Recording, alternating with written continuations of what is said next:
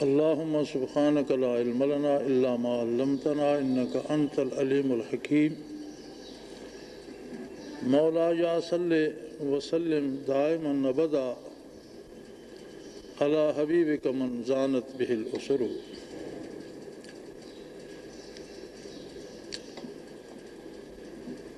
ہمارا آج کا موضوع کچھ روزمرہ کے حالات سے تھوڑا سا ہٹ کر ہے، لیکن میرے خیال میں انتہائی ضروری موضوع ہے اور بڑی قابل توجہ بات ہے۔ پرسوں کی غالباً بات ہے، کسی شخص نے آگے کسی اور کا سوال مجھ پر پیش کیا، اس سے کسی نے سوال کیا تھا، اس نے مجھ سے کر دیا، یہ شاید پرسوں کی بات ہے۔ محبت کیا ہے؟ یہ چھوٹا سا سادہ سا ایک مختصر سے جملے کا سوال ہے، محبت کیا ہے؟ اب محبت ایک ایسا موضوع ہے جو ہمیں ادب سے لے کر تاریخ تک ہر شعبے میں ملتا ہے۔ ہم اگر تاریخ کو دیکھنا چاہیں تو اس میں محبت کرنے والوں کے، محبوبوں کے، محبوں کے قصے ملیں گے۔ ہمارے ادب کا سارا مدار ہی اس ایک لفظ پر ہے، محبت۔ جب ہم کتاب اللہ کی طرف آتے ہیں، اللہ کی آخری کتاب کی بات جو جامع ہے تمام پہلی کتابوں کی بھی، تو محبت کی بات ہوتی ہے۔ کتاب اللہ میں بھی بات محبت پہ آ جاتی ہے۔ نبی کریم صلی اللہ علیہ وآلہ وسلم جو حاصل کائنات ہیں، رحمت مجسم ہے، جمال باری کا واحد ذریعہ، واسطہ اور وسیلہ ہے۔ آپ فرماتے ہیں کہ کوئی بندہ اس وقت تک مسلمان نہیں ہو سکتا، تم میں سے کوئی بھی، تم دعویٰ کرتے رہو، اعلان کرتے رہو، اعمال کرتے رہو، کلمہ پڑھتے رہو، تلاوت کرتے رہو، عبادت کرتے رہو، لیکن ایمان کی صحت کی شرط یہ ہے حَتَّى أَكُونُ أَحَبَّ إِلَيْهِ مِنْ وَالِدِهِ وَوَلَدِهِ وَالنَّاسِ أَجْمَعِينَ، کہ جب تک میری ذات سے، محمد الرسول اللہ صلی اللہ علیہ وسلم سے، وہ اپنے والدین سے، اپنی اولاد سے اور کائنات کے ہر فرد سے بڑھ کر محبت نہ کرے، لا یؤمن احدکم، تم میں سے کوئی مسلمان نہیں ہو سکتا، مومن نہیں ہو سکتا۔ پھر محبت آ گئی۔ تو میرے خیال میں بڑا ضروری سوال ہے کہ محبت ہے کیا؟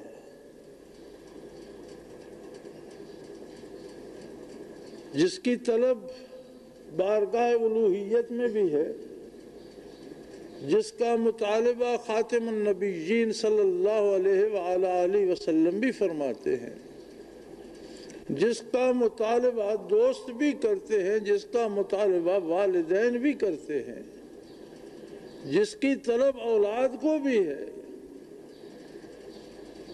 جس کا طالب بیوی سے میاں ہے اور میاں سے بیوی ہے، بہن سے بھائی ہے اور بھائی سے بہن ہے، یہ آخر سے کیا ہے؟ یہ ہے کیا؟ بڑا عجیب سا سوال تھا، میں نے بھی سن لیا، میں کیا کہہ سکتا تھا ٹیلی فون پر، اور کوئی فوری جواب بھی نہیں تھا میرے پاس،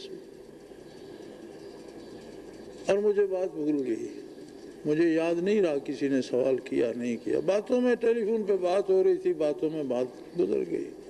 سیری، آج سیری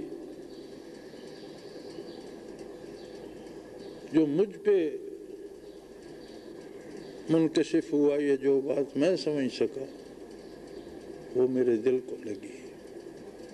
میں نے چاہا کہ یہ لوگوں کی امانت ہے، اسے لوگوں تک پہنچا دیا جائے۔ میرے پاس بہترین ذریعہ یہی ہے، کیسٹ بن جائے گی، آڈیو بن جائے گی، ویڈیو بن جائے گی، المرشد میں چلی جائے گی، بہت سے لوگوں تک پہنچ جائے گی۔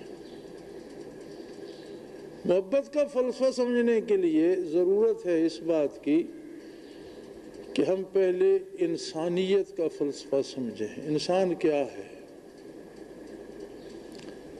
کہنے کو تو ساری مخلوق ہے، زمین بھی مخلوق ہے، آسمان بھی مخلوق ہے، شجر و حجر بھی مخلوق ہے، جانور بھی مخلوق ہے، پرندہ بھی، پانی بھی، ہوا بھی، لیکن ساری مخلوق میں ایک الگ سے اکائی ہے انسان۔ باقی مخلوق میں اور انسان میں فرق یہ ہے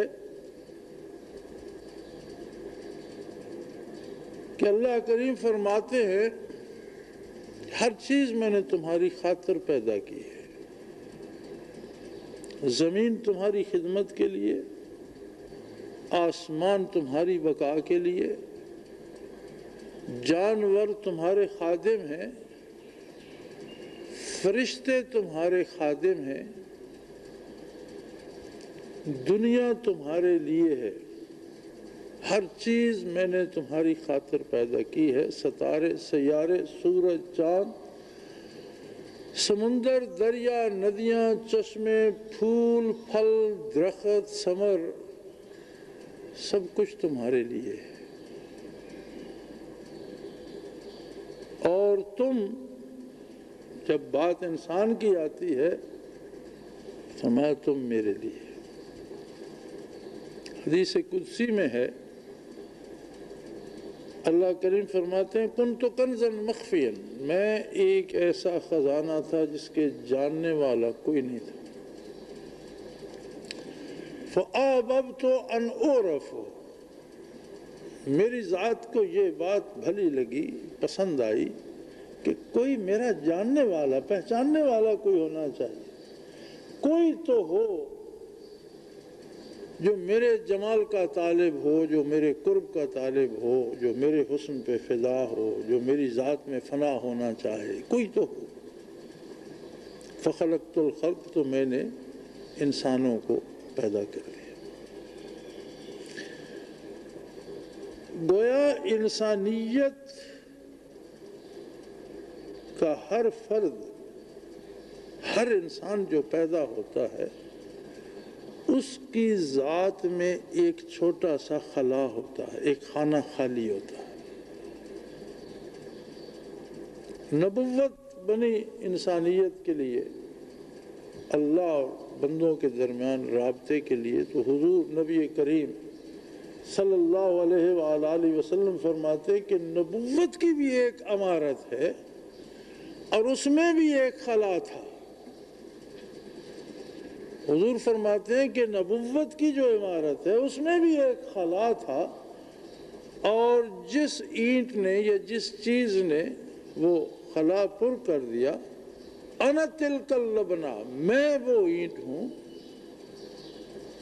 میں وہ ہستی ہوں جس نے اس خلا کو پر کر کے نبوت کی عمارت کو مکمل کر دیا۔ یہ خلا ہر فرد کی ذات میں بھی ہے، اس کی ذات بھی نامکمل ہے، اور دونوں طرح سے انسان مادے اور روح کا مجموعہ ہے، جسم و جان کا مجموعہ ہے۔ جسمانی اعتبار سے بھی اس میں خلا رہتا ہے اور روحانی اعتبار سے بھی اس میں ایک خلا موجود ہے، اور انسان غیر شعوری طور پر بھی اس خلا کو پر کرنے کی کوشش کرتا ہے۔ اسی لیے آپ دیکھیں کہ جو لوگ تہذیب سے دور ہو گئے، علم سے محروم ہو گئے، جنگلوں میں چلے گئے، وحشی بن گئے، لباس سے بے نیاز ہو گئے، اخلاقیات سے بے نیاز ہو گئے، تہذیب کے ضابطوں اور قاعدوں سے لیکن کسی کی پوجا کرنے سے، کسی کو اپنا بنانے سے، مذہب کے نام پر رسومات سے بے نیاز نہیں ہوئے۔ یعنی ان کے اندر وہ خلا، وہ خانہ تھا جس کی تکمیل کا ایک جذبہ پیدا ہوتا ہے۔ جو جذبہ اس خلا کو مکمل کرنے کے لیے پیدا ہوتا ہے اسے محبت کہتے ہیں۔ جیسے بھوک لگتی ہے، پیٹ خالی ہوتا ہے، اسے بھرنے کے لیے ایک جذبہ پیدا ہوتا ہے، اسے ہم بھوک کہتے ہیں۔ پانی کی کمی ہوتی ہے بدن میں، اندر ایک طلب، ایک تڑپ پیدا ہوتی ہے، اسے ہم پیاس کہتے ہیں۔ اگر کسی کو یہ ادراک ہو جائے، کسی کو یہ شعور نصیب ہو جائے کہ میں مکمل نہیں ہوں، میری ذات میں، میری روح میں اصل انسان ایک خلا باقی ہے، اب وہ خلا کس کے لیے ہے، اسے کون پر کرے گا؟ وہ اللہ کے لیے ہے۔ مکمل تب ہوگا جب وہاں جمال باری آ جائے گا، تجلیات باری آ جائیں گے، چونکہ روح انسانی جو ہے یہ صفات باری کا پرتو ہے۔ یسألونک عن الروح، آپ سے روح کے بارے سوال کرتے ہیں، قل الروح من امر ربی،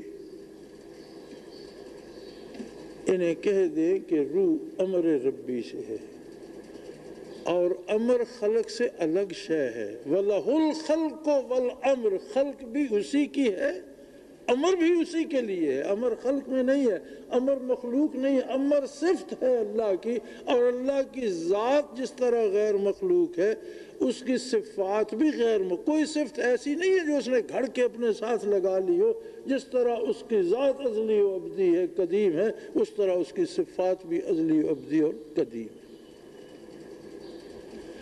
اب روح کا تعلق امر سے کس طرح ہے اور اس سے کس طرح روح بنی، کس طرح بنائی گئی، فرمایا یہ تمہارے شعور سے بالا تر بات ہے، یہ تم نہیں جان سکتے۔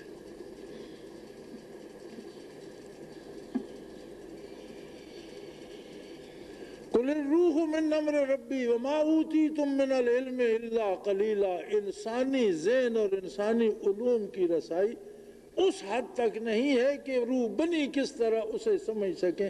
اللہ نے فرمایا یہ سوال نہ کرو کہ تمہارے جاننے کی قوت یا تمہارا علم اس سے کم ہے جس درجے کی یہ بات ہے، لہذا تمہارے لیے یہ کافی ہے، یہ یقین کر لو کہ روح امر سے ہے، عالم امر سے متعلق ہے۔ اب جب یہ صفات باری کا پرتو ہے تو اس میں جب تجلی ذات کی آتی ہے تو یہ مکمل ہو جاتا ہے۔ پرتو جمال ہے صفات کا، روح پرتو جمال صفات باری ہے۔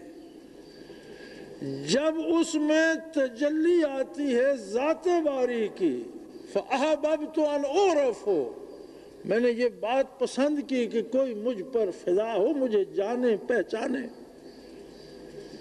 جو سونے کو پہچانے جان دیتا ہے اس پر، جو ہیرے کو پہچانتا ہو جان دیتا ہے اس پر، جو حسن کو پہچانتا ہو اس کا دیوانہ بن جاتا ہے، جو ذات باری کو پہچانے اس کا کیا عالم ہوگا، اس پر کیا بیت جاتی ہوگی، وہ کب سوتا ہوگا، کب جاگتا ہوگا، کیا کھاتا ہوگا، کیا پیتا ہوگا۔ تو وہ جذبہ کہ جب بندے کو یہ احساس ہو جائے کہ مجھ میں ایک خلا ہے، میری ایک ضرورت ہے، پھر یہ ادراک ہو جائے کہ یہ خلا اس چیز سے پورا ہوگا۔ میری روح پرتو جمال ہے، پر جمال صفاتی کا پرتو ہے۔ اب یہ مکمل تب ہوگی کہ اس میں جمال ذاتی کی آمیزش ہو جائے. تو جو طلب پیدا ہو جائے گی حصول جمال ذات کے لیے اسے محبت کہیں گے. اس لیے قرآن کہتا ہے والذین آمنوا اشد حبا للہ. جنہیں ایمان نصیب ہوتا ہے انہیں اللہ سے بڑی شدید محبت ہو جاتی.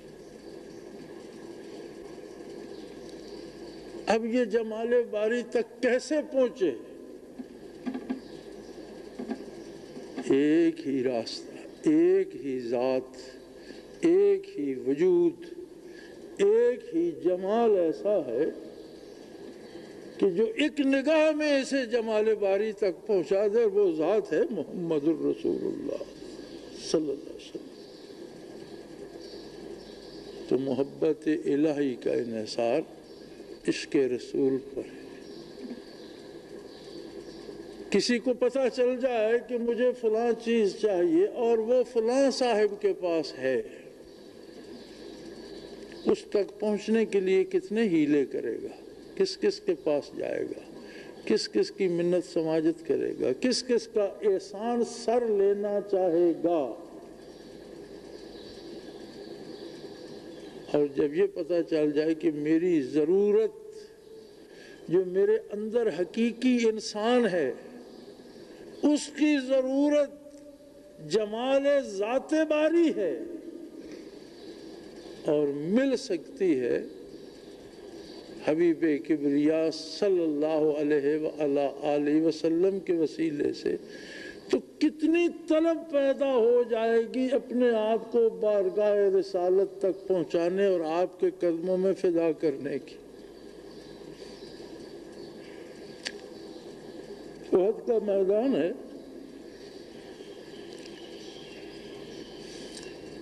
بڑا شدید رن پڑ رہا ہے، کشتوں کے پشتے لگ رہے ہیں. ابو دجانہ رضی اللہ عنہ ایک صحابی آیا، یا رسول اللہ میری تلوار ٹوٹ گئی، آپ کے ہاتھ میں چھڑی تھی، کھجور کی پاس پڑی تھی، آپ نے اٹھا کر لہرائی اور فرمایا ابو دجانہ لے جاؤ. ابو دجانہ نے لہرائی تو تلوار تھی.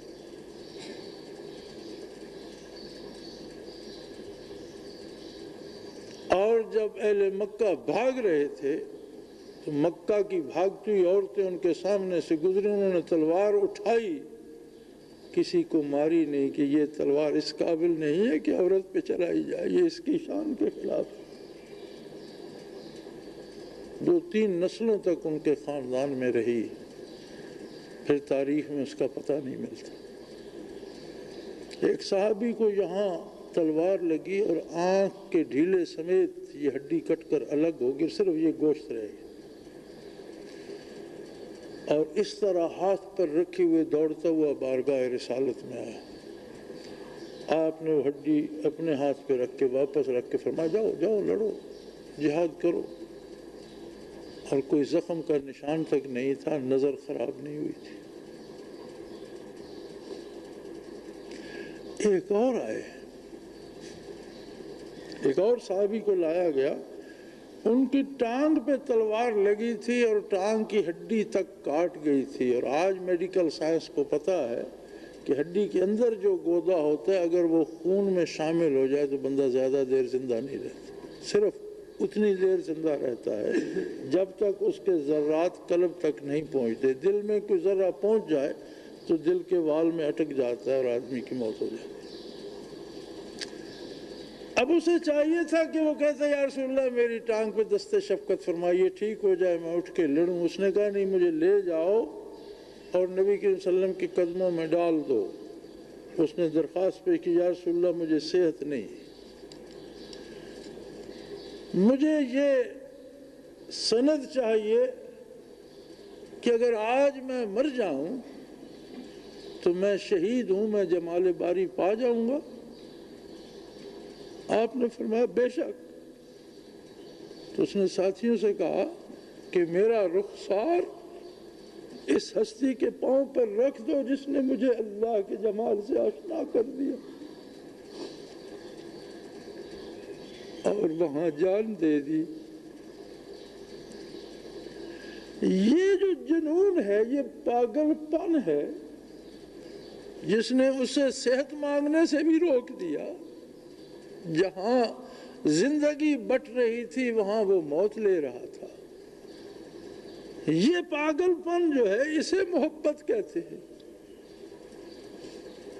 اس نے پا لیا تھا اس نقطے کو کہ یہاں اگر مجھے موت مل جائے تو قدم ہے محمد الرسول اللہ کا، اور زخم ہے جہاد کا، اور جہاد ہے اللہ کے رسول کے ہمراہ دنیا کے بڑے مشرکوں کے خلاف۔ یہی جان دے کر میں زندگی پا سکتا ہوں، امر ہو سکتا ہوں۔ اب اس کے لیے جو اس نے یہ پاگل پن کا مظاہرہ کیا، جسے آپ جنون کہہ لیں، یہ جو کیفیت تھی اس سے محبت کہتے ہیں۔ یہی ادراک جب عظمت رسول کا ہوتا ہے، اور جب یہ احساس ہوتا ہے کہ بارگاہ رسالت سے ملتا کیا ہے۔ ہم نے قرآن حکیم کا بڑا آسان معنی کیا، ان کنتم تحبون اللہ فاتبعونی۔ معنی ہونا بھی آسان چاہیے۔ اتباع سے مراد ہے نمازیں پڑھو، روزے رکھو، جہاد کرو، ایمان لاؤ، تلاوت کیا کرو، ذکر اذکار کیا۔ فاتبعونی، جو میں کرتا ہوں وہ کرو، جس سے میں نے روکا رک جاؤ، درست۔ ایک معنی اور بھی ہو سکتا ہے، فاتبعونی، میں نے محمد الرسول اللہ نے دنیا کی سلطنتیں ٹھکرائیں، دنیا کے کمالات ٹھکرائے، دنیا کی دشمنیاں مول لیں، دنیا کی مصیبتیں مول لیں، لیکن جمال باری کی طلب کو قربان نہیں ہونے دیا۔ وہی مکے والے جو بدر و احد میں لڑنے آئے تھے، مکے میں تو وہ ہر چیز تشت پر رکھ کر لے آئے تھے کہ اگر آپ حکمران بننا چاہتے ہیں تو ہم سارے عرب کو جمع کر کے تمام قبائل سے آپ کی حکومت تسلیم کرواتے ہیں اور آپ بادشاہ بن جائیے۔ اگر آپ دولت چاہتے ہیں تو ہم اتنی دولت جمع کریں گے کہ جزیرہ نما عرب میں کسی دوسرے کے پاس اتنی دولت نہ ہو، آپ وہ لے لیجیے۔ اگر آپ کسی خوبصورت لڑکی سے شادی کرنا چاہتے ہیں تو کسی شہنشاہ کی بیٹی کی طرف اشارہ کیجئے، ہم عرب کا حسن آپ کے قدموں میں ڈھیر کر دیں گے۔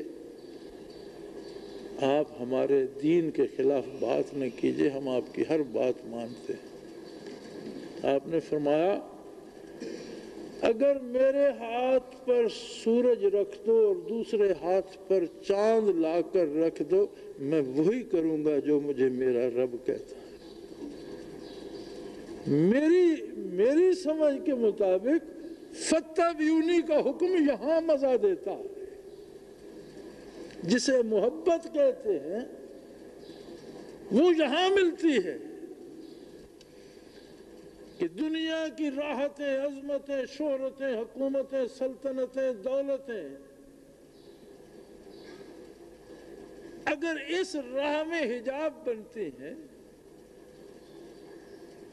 تو اٹھا کر پھینک دی جائے اور تجلیات جمال ذات کو ان پہ قربان نہ کیا جائے۔ میری سمجھ کے مطابق فاتبعونی کا اطلاق یہاں ہوتا ہے کہ جو میں محمد نے کیا وہ کرو۔ نمازیں تو ہم پڑھ لیتے ہیں، چھوٹے چھوٹے مفادات پہ قربان ہو جاتے ہیں۔ نمازیں تو ہم پڑھ لیتے ہیں، کافروں، بدکاروں، شرابیوں کی خوشامد کرتے ہیں۔ نمازیں تو ہم پڑھ لیتے ہیں، بے دینوں اور بدکاروں کا ساتھ نبھاتے ہیں کہ شاید یہ ہمیں مشکل وقت میں کام آئیں گے، یہ میری ضرورت پوری۔ ہم سب ناراض ہوتے ہیں حکمرانوں سے، نہیں حکمران کون بناتا ہے؟ میں اور آپ ہی ووٹ نہیں دیتے۔ نمازیں پڑھ کے دیتے ہیں، تلاوت کر کے دیتے ہیں، تسبیح ہاتھ میں ہوتی ہے، ووٹ نہیں چوروں کو، بدماشوں کو ذاتی مفادات کے حصول کے لیے دیتے ہیں۔ یہاں مزہ آتا ہے اتباع رسالت کا، اور یہاں کی جائے اگر تو نصیب ہو جائے تو یہ محبت ہے۔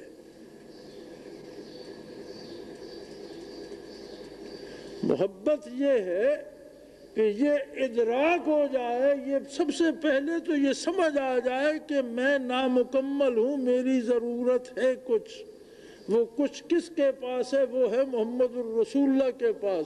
اب میں وہاں تک کیسے پہنچوں اور وہاں سے کیسے حاصل کروں؟ اس کے لیے جو قربانی دو گے، جو کام کرو گے، جو جنون ہوگا، جو جگرتے ہوں گے، رت جگے ہوں گے، جو شبیداریاں ہوں گی، جو محنت ہوگی، جو مجاہدہ ہوگا، یہ سارا کیا ہوگا؟ اسی کو تو محبت کہتے ہیں، یہی محبت ہوگی۔ اسی کے لیے فرمایا رب العالمین نے، اِنَّ عِبَادِي لَيْسَ لَكَ عَلَيْهِمْ مِنْ سُلْطَانٍ۔ حضور فرماتے ہیں اگر تمہیں اللہ کی محبت کا احساس اور ادراک ہو جائے، فَاتَّبِعُونِی، وہ کرو جو میں نے کر دیا۔ اس کا نتیجہ یہ ہوگا یحببکم اللہ، اللہ تمہیں اپنا بنا لے گا۔ وہ تو بے نیاز ہے، اسے تمہاری ضرورت نہیں ہے، تم محتاج ہو، تمہارے اندر خلا ہے، اس کی ذات خلا سے بالا تر ہے۔ تم نیاز مند ہو، مخلوق ہو، محتاج ہو، ضرورت مند ہو، وہ بے نیاز ہے، خالق ہے، اسے احتیاج نہیں ہے، لیکن تمہاری محبت کو قبول کر کے وہ تمہیں اپنا بنا لے۔ اور پھر وہ ابلیس سے کتنے مزے سے فرماتا ہے، کس بے نیازی سے فرماتا ہے۔ شیطان نے کہا میں تیری مخلوق کو گھیر لوں گا، میں نے آگے سے آ جاؤں گا، پیچھے سے آ جاؤں گا، دائیں سے آ جاؤں گا، بائیں سے آ جاؤں گا، میں نے اپنے رستے پہ۔ اللہ نے بے نیازی سے فرمایا، کیا بکتا ہے، اِنَّ عِبَادِی لَيْسَ لَكَ عَلَيْهِمْ مِنْ سُلْطَانٍ، جو میرے ہوں گے ان پر تیری کوئی تدبیر نہیں چلے۔ یہ محبت ہے۔ جہاں عشق ہوگا، جہاں محبت ہوگی، وہاں سب کی باتیں دھری کی دھری رہ جائیں گی، اور بات ہوگی تو صرف محبوب کی ہوگی۔ حضرت حسن رضی اللہ تعالی عنہ نے صلح کر لی حضرت امیر معاویہ رضی اللہ تعالی عنہ سے۔ مسلمانوں کے درمیان ایک بہت بڑا فتنہ بن رہا تھا یہود کے بنائے سے، اور وہ ختم ہو گیا حضرت امیر معاویہ رضی اللہ عنہ اور حضرت حسن رضی اللہ تعالی عنہ کے صلح سے۔ حضرت حسن فارغ ہو گیا، اور قیس حضرت حسن رضی اللہ عنہ کا دوست۔ آپ نے فرمایا یار فارغ ہیں، اب کوئی کام نہیں ہے، تو میرا خیال ہے کہ میں بیت اللہ کی زیارت کر رہا ہوں۔ قیس کو بھی ساتھ لے لیا۔ اب قیس تو گرفتار تھا لیلا کی محبت میں، وہ اپنی سواری پہ بیٹھے، آپ اپنی ساڑھنی پہ بیٹھے، راستے میں کہنے لگے قیس سناؤ، دیکھو میں نے کتنا بڑا فیصلہ کیا، کتنا بڑا کام کیا میں نے، اور اپنے نبی صلی اللہ علیہ وسلم کی امت کو تباہی سے بچا لیا، اور حکومت اور سلطنت چھوڑ دی اور صلح کر۔ قیس کہنے لگا حسن بھائی تمہیں حکومت سجتی نہیں تھی، اور سجی امیر معاویہ کو بھی نہیں۔ تو وہ بڑے حیران ہوئے، انہوں نے کہا کیا کہتا ہے تو؟ میں بھی نہیں حکومت کر سکتا، امیر معاویہ بھی نہیں کر سکتا، تیسرا بندہ تیری نظر میں کون ہے؟ کہنے لگا سجتی تو لیلا کو۔ تب حضرت حسن نے فرمایا تھا انت مجنون، تو پاگل ہے، اور وہی اسے اب لوگ مجنون کے نام سے جانتے ہیں۔ قیس صرف کتابوں میں رہ گیا، دنیا اسے مجنون کے نام سے ہی جانتی ہے۔ یہ مجنون ویسے مجنون نہیں تھا، حضرت حسن رضی اللہ عنہ نے اسے کہا تھا انت مجنون، تو پاگل ہے۔ اس کا باپ ساتھ تھا، بیت اللہ کے پردے سے لٹک کر اس نے دعا کی اللہ میرے بیٹے کو شفا دے دے، اسے عقل دے دے، شعور دے دے۔ اس نے دعا کی خدایا لیلا کی محبت کے علاوہ سب بیماریاں دور کر دے، لیکن میرے باپ کی یہ بات نہ ماننا کہ یہ کہہ دے کہ لیلا کی محبت بھی چلی جائے۔ جس طرح روح کی ایک ضرورت ہے، اگر انسانی عقل سلامت ہو تو بدن کی بھی ویسی ضرورتیں ہیں، اور اس میں بھی خلا باقی رہتا ہے۔ بڑی مشکل سے اتنی پھیلی بکھری ہوئی مخلوق میں کہیں کلک ہو جائے کہ یہ میری ضرورت ہے، یہ اینٹ اس خالی خانے میں لگ سکتی ہے جو میرے دل میں ہے، تو اس کے حصول کے لیے جو جذبہ پیدا ہو جائے گا، جو بھوک پیدا ہو جائے گی، اسے محبت کہتے ہیں۔ یہ انسانوں سے انسانوں کی محبت ہے۔ اب ادراک و شعور پر ہے، جتنا جس کا ادراک ہوگا اتنی محبت شدید ہوگی۔ کوئی مجنوں بنے یا رانجھا بنے، کوئی کسی مقام پر پہنچ جائے، اس کے اپنے اپنے ادراک کی بات ہے، اور ادراک صاف کرنا پڑتا ہے آلائشوں سے۔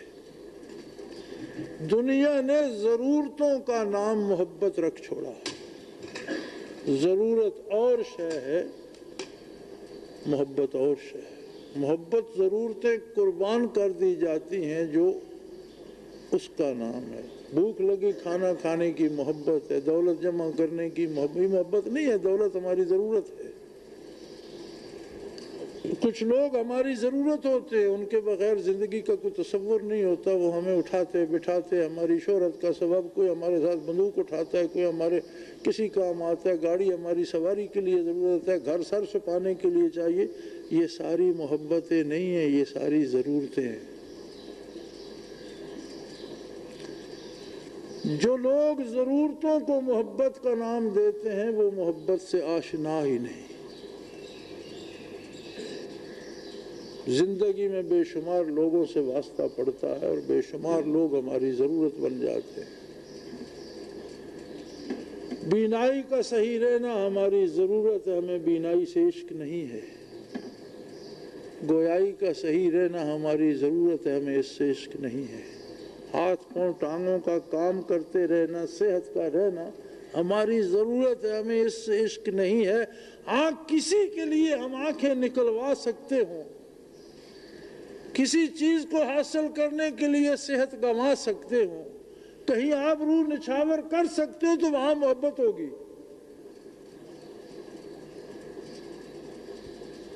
یہ اپنے اپنے ادراک کی بات ہے۔ کوئی اپنے ادراک کو اتنا ہی صاف کر سکا کہ وہ جسمانی محبتوں، مادی محبتوں تک پہنچ سکا، اور کسی نے اسے ایسا چمکایا کہ حقیقی مقصد حیات جو تھا محبت الہی اسے پا گیا۔ لیکن محبت بہرحال محبت ہے جو گدلے، میلے، بدبودار مزاجوں کو نصیب نہیں ہوتی، کرگس کے ذہن میں نہیں آتی۔ مردار کھانے والوں کو وہ شعور نصیب نہیں ہوتا، حرام کھانے والے، جھوٹ بولنے والے اور بدکاروں کو وہ احساس نصیب نہیں ہوتا۔ وہ ایک تقدس سے، ایک پاکیزگی سے، ایک خوبصورتی سے، ایک صفائی سے جو بدن سے لے کر روح کی گہرائی تک کرنا پڑتی ہے، ایک سلجھاؤ جو معاملات سے لے کر اخلاقیات تک، ایک حسن جو ذات سے لے کر، وجود سے لے کر روح تک اتر جاتا ہے، اس سے نصیب ہوتی ہے۔ اور یہ سارا سودا ایک ہی دکان سے ملتا ہے، اور وہ ہے محمد الرسول اللہ کی بارگاہ۔ دنیا میں کوئی دوسری دکان نہیں تھی کبھی۔ آدم علیہ نبینا علیہ الصلوۃ والسلام سے لے کر عیسیٰ علیہ نبینا علیہ الصلوۃ والسلام تک ہر نبی نے درد دل بانٹا، ہر نبی نے جمال باری لٹایا، ہر نبی نے محبتیں نچھاور کی، لیکن وہ جو بیچتے تھے دوائے دل، وہ دکان اپنی بڑھا گئے۔ یہ سب دکانیں بند ہو گئیں، سارے دروازے بند ہو گئے، سارے زمانے بیت گئے۔ اب کسی کو کوئی ذرہ ملے گا یا کسی کو سمندر، کسی کو قطرہ ملے یا کسی کو بحر، ایک ہی دروازہ، اور وہ ہے محمد الرسول اللہ صلی اللہ علیہ وسلم۔ یاد رکھو، جنہیں محبت نصیب نہیں ہوتی وہ انسان نہیں ہوتے، انہیں انسانیت نصیب نہیں ہوتی۔ جانوروں کی طرح چارہ کھاتے ہیں، پیٹ بھرتے ہیں، بچے پیدا کرتے ہیں، مر جاتے ہیں۔ اللہ کریم جنہیں قلب کی نظر عطا کر دے اور صاحب کشف لوگوں کے حالات اگر آپ پڑھیں تو بے شمار ملتے ہیں، اچھے بھلے نیک پارسا لوگ حلال جانوروں کی شکل میں نظر آتے ہیں۔ ایک مراقبہ ہوتا ہے تصوف میں، ہمارے ہاں ہوا کرتا تھا، میں نے تو مطلقاً کرایا ہی نہیں، اور شروع میں حضرت رحمۃ اللہ علیہ کراتے تھے، پھر آپ نے بھی بند کر دیا، اس لیے کہ لوگوں میں وہ شعور اور وہ استعداد نہیں ہے کہ انہیں اتنی باتیں بتائی جائیں۔ جس طرح کھانا کھانے کے لیے ایک خاص معدہ چاہیے، ایک آدمی کو چاول بھی ہضم نہیں ہوتے، دوسرا گوشت ہضم کر جاتا ہے، وہ بھی کچا پکا ہضم کر جاتا ہے، تھوڑا سا آگ پر سیک کر دو وہ کھا کے ہضم کر جاتا ہے، دوسرے کو چاول ابال کر دو اس سے اس کا پیٹ خراب ہو جاتا ہے۔